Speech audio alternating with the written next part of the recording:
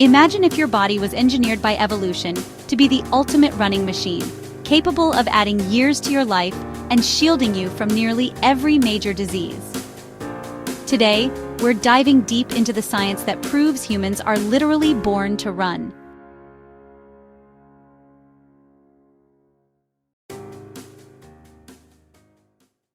Here's something fascinating.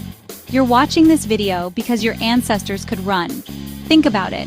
Throughout human evolutionary history, running wasn't just exercise, it was survival. Our ancestors who couldn't run fast enough to escape predators or chase down prey simply didn't make it. They didn't pass on their genes. Over 2 million years, humans developed unique anatomical features that no other primates have. Long, springy Achilles tendons that store and release energy like rubber bands. A massive gluteus maximus, the largest muscle in your body, specifically designed for running, not walking. Shorter arms and longer legs compared to our ape cousins.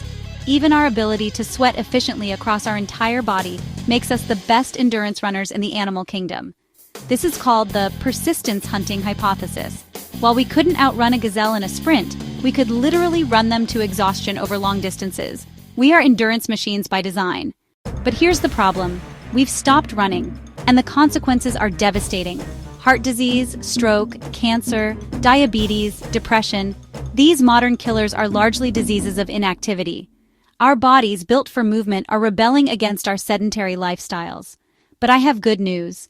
Groundbreaking research over the past decade has revealed that reconnecting with our evolutionary heritage through running provides almost miraculous health benefits.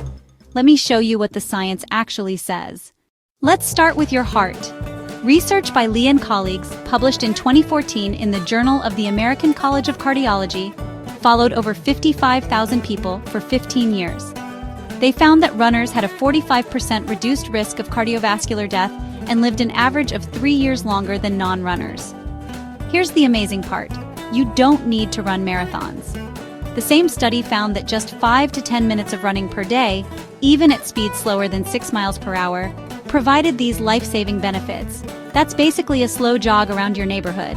Research by Williams, published in the Archives of Internal Medicine in 1997, analyzed over 8,000 male runners and found that each 16-kilometer increase in weekly running distance was associated with better cholesterol profiles and reduced hypertension.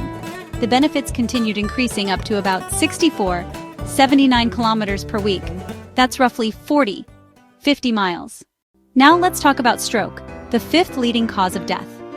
Research by Williams, published in Stroke Journal in 2009, followed nearly 30,000 runners for almost 8 years.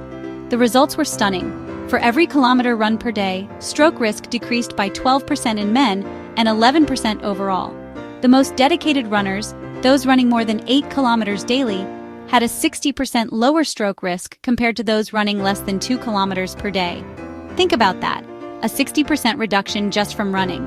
Even more encouraging, research published in BMC Public Health in 2025 showed that moderate intensity running can reduce stroke risk by 20%, with benefits reaching up to 60% for those who exercise 60 minutes daily. This next finding blew my mind. Research by Levy and colleagues from Tel Aviv University, published in Cancer Research in 2022, found that people who engaged in regular high-intensity aerobic exercise like running had 72% fewer metastatic cancers compared to sedentary individuals. But it gets better. A massive study by Moore and colleagues, published in JAMA Internal Medicine in 2016, analyzed data from 1.44 million people. They found that leisure time physical activity, including running, was associated with reduced risk of 13 different types of cancer, including esophageal, liver, lung, kidney, stomach, colon, breast, and endometrial cancers.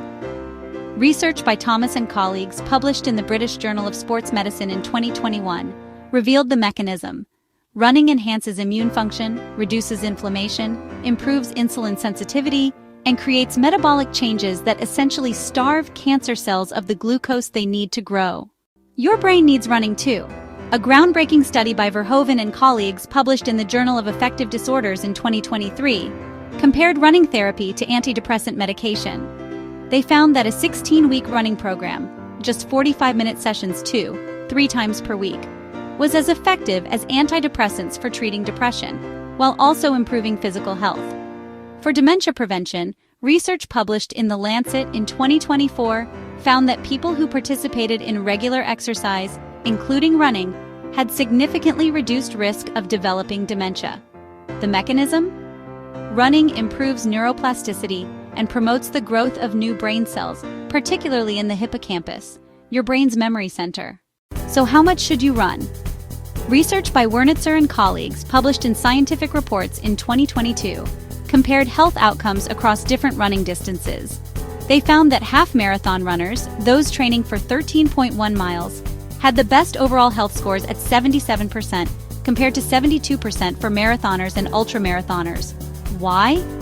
Research by O'Keefe and colleagues published in Mayo Clinic Proceedings in 2012 revealed that while moderate running provides incredible benefits, excessive endurance exercise, like frequent marathons, may cause temporary cardiac stress and diminishing returns on health benefits.